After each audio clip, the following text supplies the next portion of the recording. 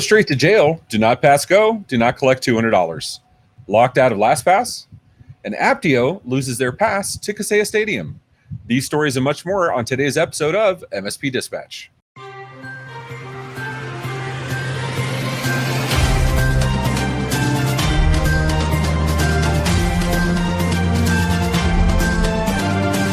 This episode is presented by OIT VoIP. Enhance your client's communication abilities with our VoIP solution, featuring integrated billing, on-demand training, and live US support.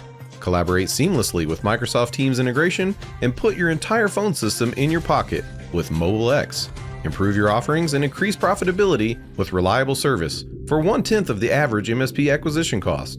To learn more, visit oit.co or dial 844-CALL-OIT. Good morning and welcome to the June 27th episode of MSP Dispatch, your source for news, community events, and commentary in the MSP channel. I'm Ray Orsini, joined as always by my co-host, Mr. Tony Francisco. How you doing, Tony? Excellent, brother. Excellent. How are you doing? What a great weekend. The humidity in Florida, my end, is absolutely insane. How about yours? It's raining. No, wait, it's not. No, wait, it's raining. No, wait, it's not. And I apologize to those that may hear a fan. If I'm not going to melt, I have to have a fan on because our AC is broken as per the laws of Florida in the summer. Tony, hold on. For those of you who don't know, that is almost there's death sentence and then there's AC breaking in Florida. There's a very close. How are you surviving? A cool Fans? cell sounds really nice right now. You know what I mean? I might go commit some misdemeanors or something. I have lots of these little guys, and I have a big old fan right in front of me. And I will be running out of this office straight home right after this recording. But besides that, Tony, I know you love BJJ, right? Brazilian Jiu-Jitsu. I know you love rolling in on the mat with your opponents and having a good time, and you put your videos up on Facebook every once in a while. How do you feel about cage matches? Love them. Literally went to one this weekend. I was in the outskirts of Florida. I would never recommend it for the pedestrian. Go to mainstream, not these backlot places. But yes, I love them. So if somebody was, say, the CEO of a communications company, maybe with a little bluebird that we talk about quite often, and there was another CEO known for wearing hoodies, and owns a company that rhymes with MacBook. If these two gentlemen decided they should go to an octagon, maybe in Vegas, and get into a cage match, it would be kind of nuts, right? Like you said, the average civilian going into a cage match, probably not the best idea. But that's what Mark Zuckerberg and Elon Musk did. Elon tweeted about being up for a cage fight with Mark Zuckerberg. The Zuck responded saying he's ready for a fight. And of course, Musk did not wait. He responded that the fight should take place in the Vegas Octagon and joked about his move called the Walrus, where he'd jump on Zuckerberg and pin him down with his weight. Now, to be fair, Zuck actually does martial arts training. He's a smaller guy. Elon is 6'1", 6'2". Zuck is 5'7". So there's a significant reach difference, significant weight and height difference. I'll be honest, it seems to me like the worst idea on the planet, and I would love to watch it. I'm fascinated. So there's two parts about this that are very important. The first one is Zuckerberg has literally been training in Brazilian Jiu-Jitsu, and for those of you who are friends with me on Facebook and stuff, I used to do it every single day, but then what got in the way? Work got in the way, but I'm actually going to start going back into it. I'm a 3-stripe brown belt. If that means anything to you out there, then I've been doing it for a while, at this gym for about 10 years. And so Zuckerberg being involved in Brazilian Jiu-Jitsu is not a joke. Brazilian Jiu-Jitsu is not a fun, relaxing sport. It is when you are comfortable with getting choked out a few times a night, then you have arrived. Congratulations, you were in the sport. Now, that being said, the other part is really interesting. Let's be blunt. Zuckerberg, Musk, very, very, very wealthy individuals. There's a good rule of thumb I have in life. Once you've had everything, anything is nothing. This is the one thing they haven't had. Let's do a cage fight against someone who's kind of Michael. I got to be honest. I'm kind of going with Musk once he gets him on the ground because of his sheer size. In 3 to 4 minutes, he'll tire out. Zuck will tap him out. As a big guy, I tend to want to, back the big guy. There are certain advantages. Speed is not one of them, but reach. Being able to take quite a few hits is probably not a bad idea. I don't know. I will say, depending on his experience and training, Zuck may have a healthy chance of succeeding here. Everyone's got a plan until they get punched in the face. So that's true. That's true. If it's a glass jaw situation, I don't know. You know what I want to know? I'll throw down the gauntlet now. I will throw down $100 if this actually happens. Are we venturing into the illegal betting game? Okay. No, this is not betting. This is a wager. Every MSP right now is like, I'm in. Right. Yeah. So I will put $100 on Zuck, the underdog, to a charity, some charity, if this ever happens.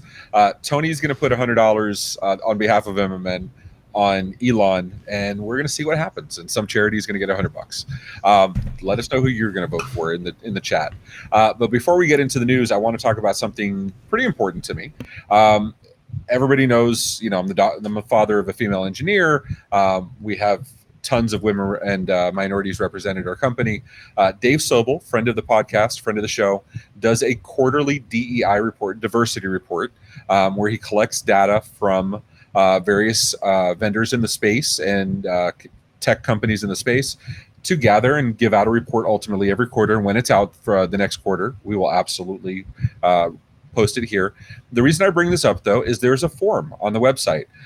He is collecting the data publicly available. If your data for your company is not publicly available, I'm inviting you to please use a form on the sidebar of that page to actually self-report.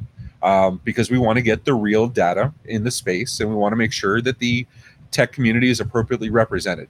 So if you are, and it doesn't matter if it's good or bad, the idea is to get the raw data into there. So please don't feel like, I should be doing better. We should all be doing better, but let's post it is so we can say where we're at, and then we can see how to improve. But for now, Tony, we got some news to do. What do we do? Let's get to the news.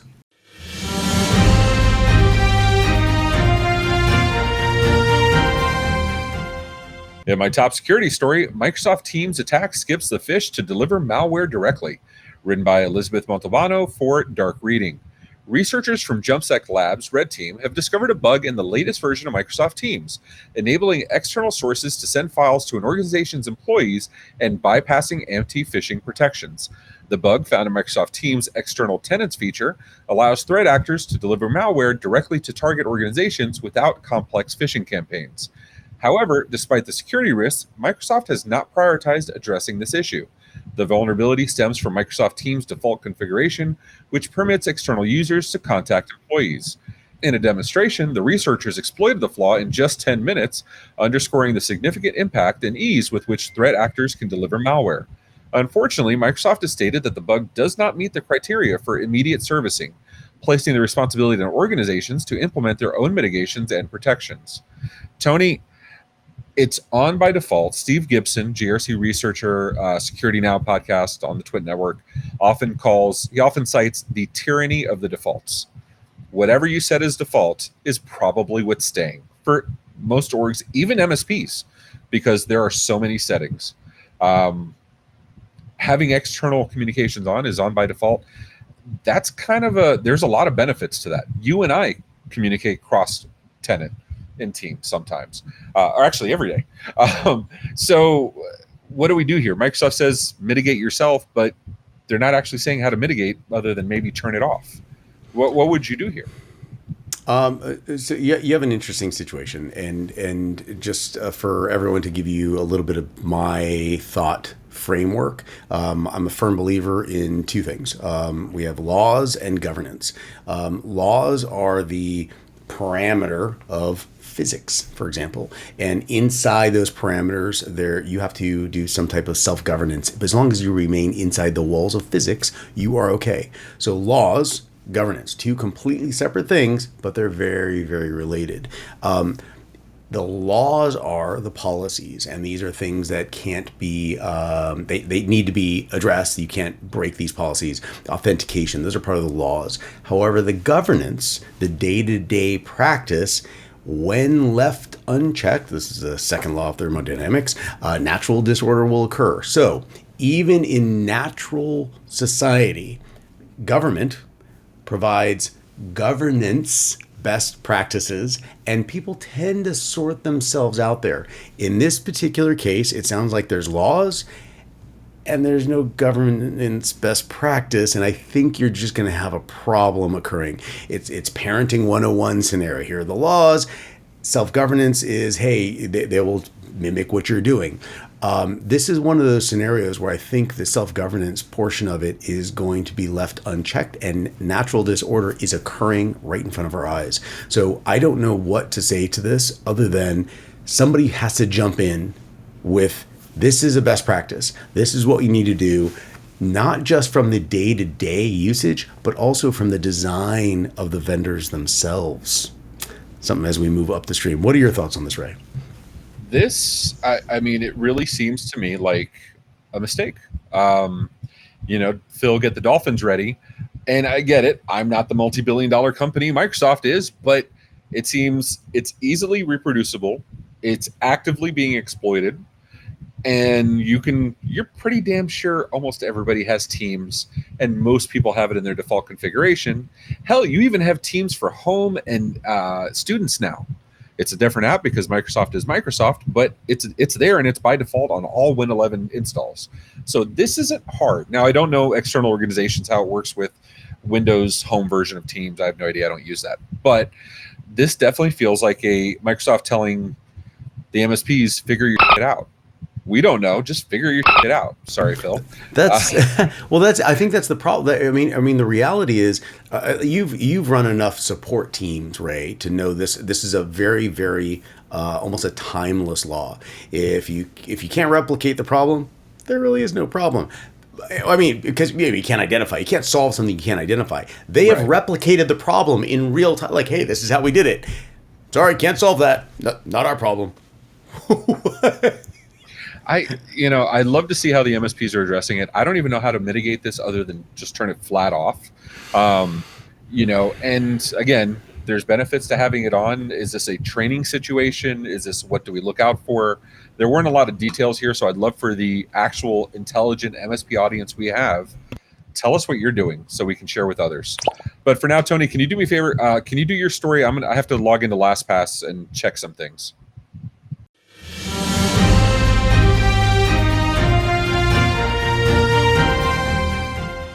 And in my first story from bleepingcomputer.com, LastPass users are furious after being locked out due to MFA resets. LastPass, the password manager service, has been experiencing significant problems since May, when users were asked to reset their MFA due to planned security upgrades. This led to many users being unable to access their accounts, even after successfully resetting their multi-factor authentication. Adding to the issue, those affected didn't seek help from LastPass support because it requires account login. The MFA reset was announced several weeks in advance and was implemented to increase password iterations for enhanced security. However, many users haven't acted on this, resulting in login issues. This follows a major security breach in December of 2022 where encrypted customer data was stolen. Ray, you and I talked about this in detail, everything from the original. I believe we have some Jira components that were thrown in there. Some GitHub was thrown in there, exploits, and I'm pounding on the door saying, you guys don't understand. This is bad. This is bad. This is bad. And to those out there that comment and send us personal messages, we greatly appreciate it. And I know, thank you for those who said, hey, I'm really sorry about that. The people that said, what are you talking about, Tony? You have no idea. Hey. We just had this story. We just had this conversation on Reddit a week and a half ago. One of the distributors was asking on Reddit he's heard some stuff about LastPass, but it can't be that bad. He wants to give it another chance. And I love my MSP community. Our MSP, all 150,000, baby. Oh, wow. It was a thing of beauty. He was definitely educated. I personally, I want to say, I want to give a note of thanks to GoTo, the parent company for LastPass. This is not a LastPass thing because the original designer of LastPass, the guy was brilliant, and he opened his doors to Steve Gibson and others to research the architecture. Obviously, stuff has been changed since, but GoTo has given us a lot of content for this show, so I want to say thank you from the bottom of my heart. Wow. Listen, I originally said, hey, listen, we're going to go, you got to have these YubiKeys. And then Ray sends me this monster right here, which I was like, you know what, this is going to be so much. Well, I got LastPass. Did I tell you Carrie Richardson, formerly Carrie Simpson, gave me the best way to figure out how to use that. She went into ChatGPT and she said, how do I use my Flipper Zero? And it gave her instructions. She sent them over to me. I felt like an absolute dolt because I didn't think of that.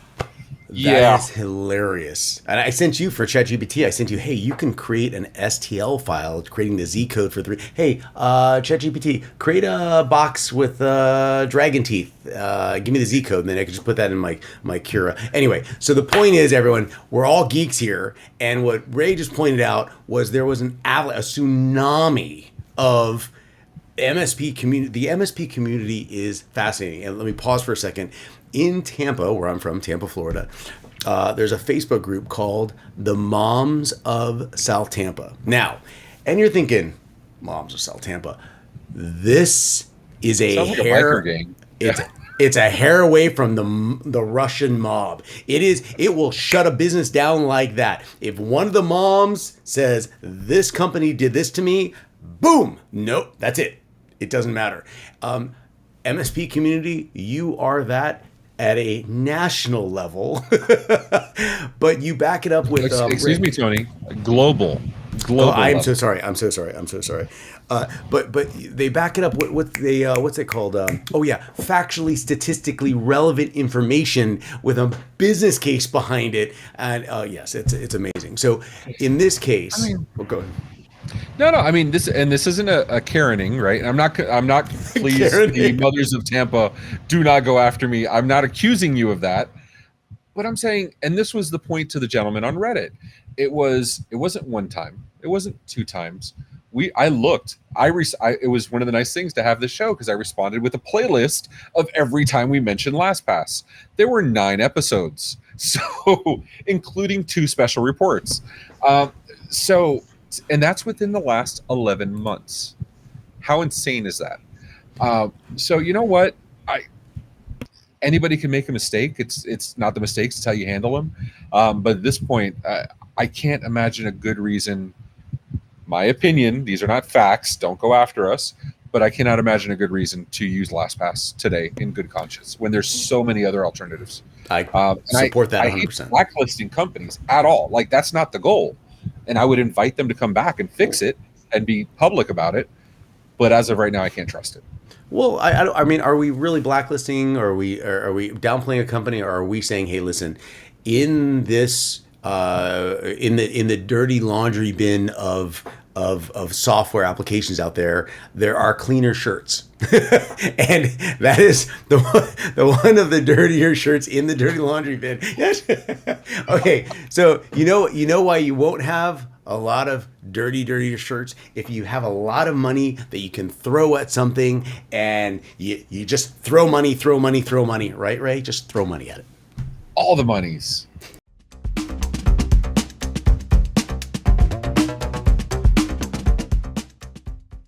That's absolutely right, Tony. All the money makes everything better. And that's exactly the topic of our third top story in business. IBM acquires Apptio from Vista Equity Partners for $4.6 billion in cash to double down on hybrid cloud services, written by Ingrid London for TechCrunch.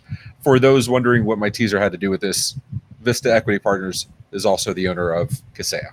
IBM is acquiring Apptio, a platform that tracks data in hybrid cloud environments, from PE firm Vista Equity Partners for $4.6 billion in cash.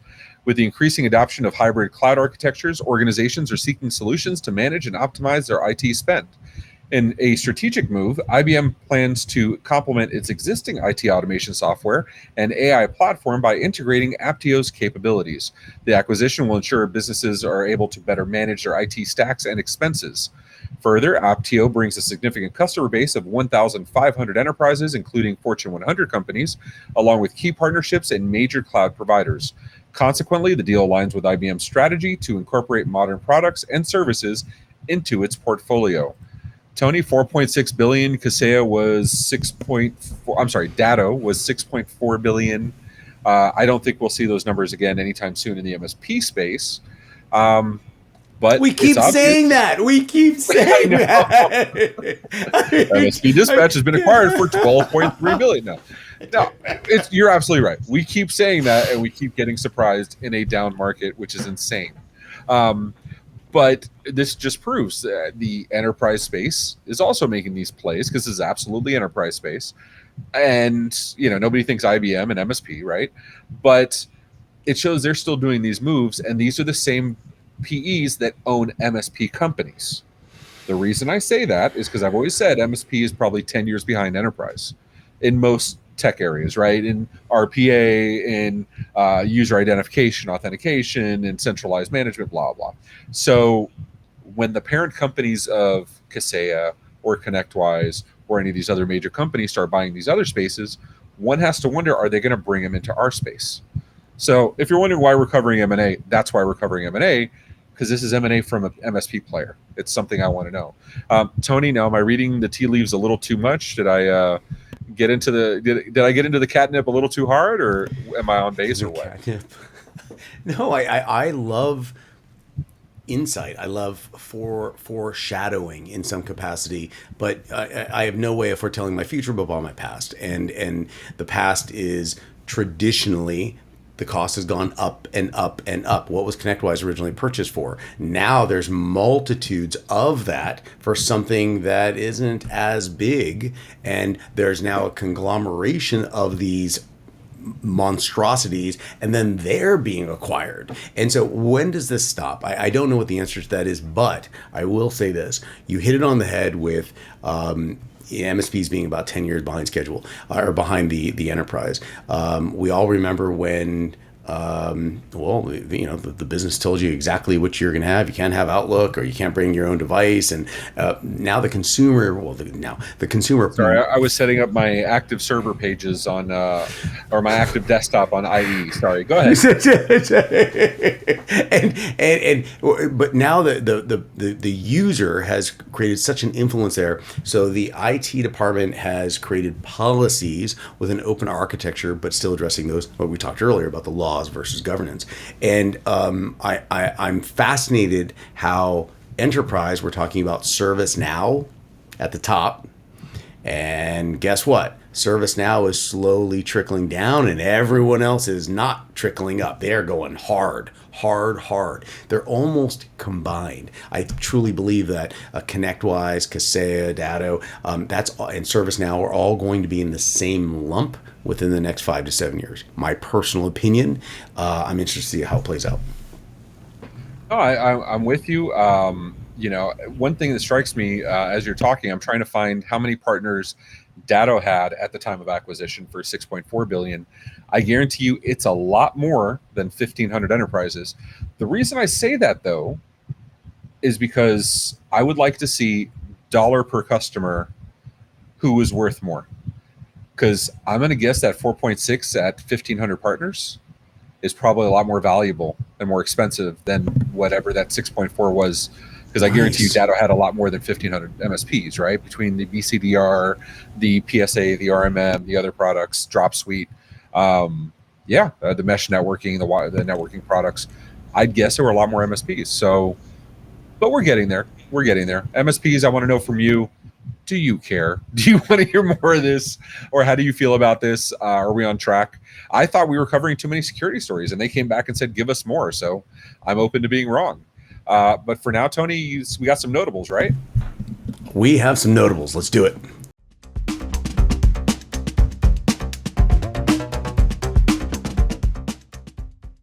Coming in hot with my first notable mention from ArsTechnica.com, Windows 11 preview adds better Passkey support, and rolls back File Explorer changes. The latest Dev Channel Windows Insider Preview build for Windows 11 offers improved support for Passkey Standard, which is being endorsed by Microsoft, Google, Apple, among others. Passkeys have been supported by the Microsoft Edge browser, but this new update expands its support to any app or website using built-in Windows Hello authentication methods like PIN, fingerprint reader, or face scanning camera, eliminating the need for passwords. The update also introduces support for Unicode 15 emoji, changes location-based time zone settings, and fixes. Microsoft also reversed some proposed changes that would have removed certain settings from the File Explorer's folder options window. And in my next notable mention, CISA orders agencies to patch iPhone bugs abused in spyware attacks. CISA has directed federal agencies to address security vulnerabilities recently exploited by 0 Days to install triangulation spyware on iPhones using iMessage zero-click exploits.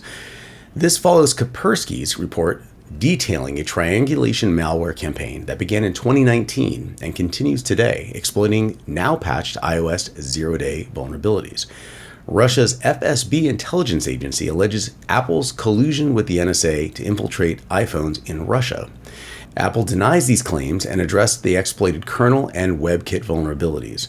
CISA also highlighted a critical command injection bug and VMware EXXI vulnerability in its known exploited vulnerabilities list, instructing federal agencies to secure against these flaws by June 14, 2023. And my first notable mention, Azure AD login with Microsoft Authentication bypass affects thousands. Written by Tara Seals for Dark Reading.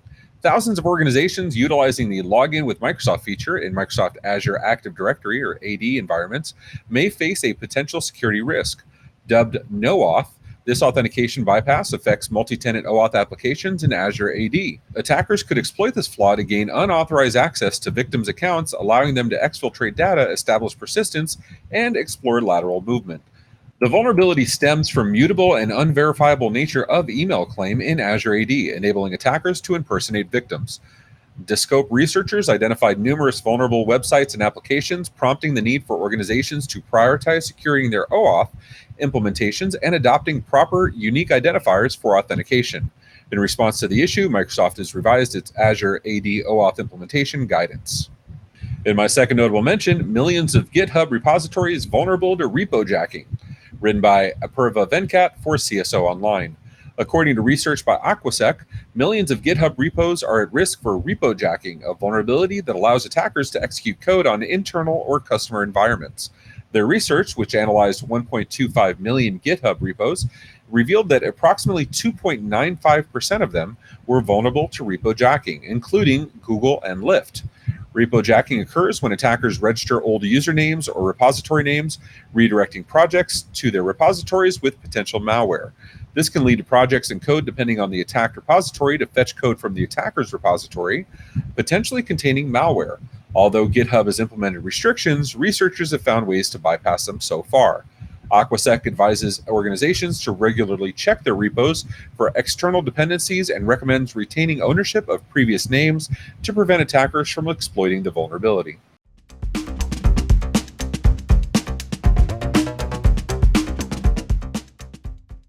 In our resource of the week, NSA shares tips on blocking BlackLotus UEFI malware attacks. Written by Sergio Gatlan for Bleeping Computer.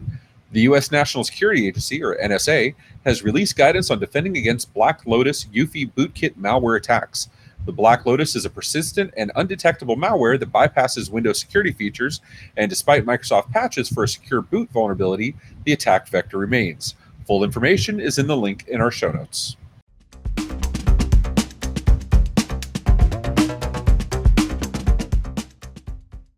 In our community feedback, user Habab from YouTube says, "Great show as always, the best." We feel the same about you, buddy. There are plenty of amazing upcoming events taking place across the community, so let's see what's happening this week. June 26th through the 28th, an in-person event, Kaseya DattoCon Europe in Dublin, Ireland.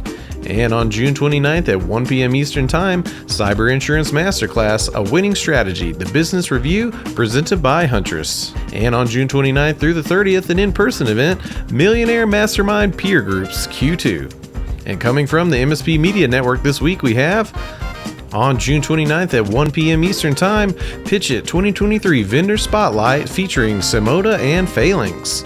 Also on the 29th at 6:30 p.m. Eastern, the Tech Bar Podcast, episode 61 with Richie Cicchini of Cloud Radio. And as always, on Tuesdays and Fridays at 10 a.m. Eastern Time, MSP Dispatch, presented by the MSP Media Network.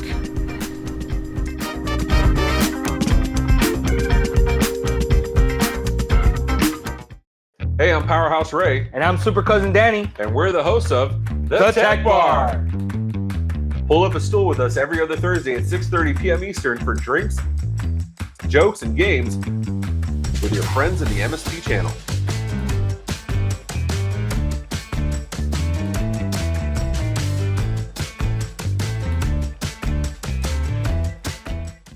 So how'd you like today's show? If you liked it, hit the thumbs up button. If you didn't, go ahead and hit it 3, 5, 7, 9 times, whatever on the Fibonacci sequence, we're good. And if you want to hear more, go ahead and hit that subscribe button on the YouTubes or your favorite podcatcher. Did you know we also have a Discord where we post stories all week? You can propose your own stories and even vote on which ones we'll cover. As my friend Rich Banky says, make sure to tell a friend. Also be sure to follow us on social media at MSP Media TV. Have any questions? Email news@mspmedia.tv for answers on the next episode, or leave us a voicemail, 833-MSP Network. Tony, as I like to say, we lived, we laughed, we loved, we cried, we placed wagers, not bets. Totally illegal, but not illegal bets on billionaires fighting in the ring. Yes. I may be getting attacked by a group of angry Tampa moms in the future. Let me say, I love that group. South Tampa, Moms of South Tampa is not a joke. I love the group, but if you want the best purchasing decisions, they, like, with a microscope, they look at everything. Amazing. But MSPs, I love that. It's consumer reports from the ground up.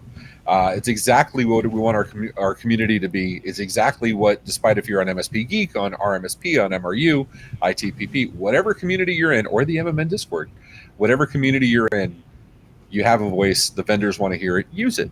And if you need us to amplify that for you, we're absolutely happy to do it for you. Tony, I hope you have a fantastic week. I'm going to run screaming from my office into the loving air conditioner. You lost 11 pounds of water weight with no AC. You have like 15 different fans. Your phone, your electricity. You're having brownouts in the city from the amount of fans that you have going on right now. I've been in the dark all day because the number of lights in this office, in the studio. It's killing me. Yeah. Somebody thought I was wearing a trash bag, like, were you doing Rocky or something? I'm like, no, that's just my t-shirt. I'm sweating. Yeah. But until next time, everybody, take care of yourselves and each other. Take care, everyone.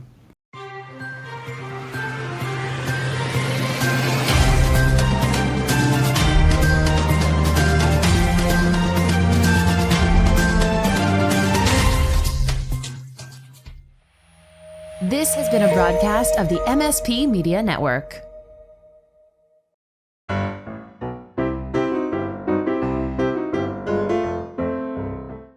In our top security story, Microsoft Teams attacks the Fit.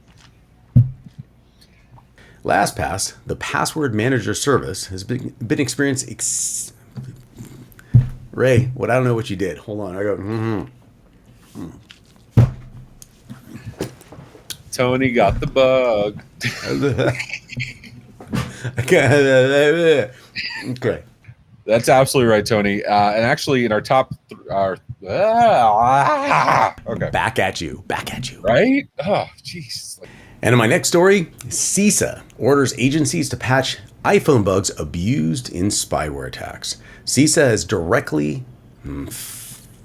Well, starting from the top. I'm sorry. Ray gives it to me. I give it back to Ray. Ray gives it back to me. Okay. So, okay, here we go.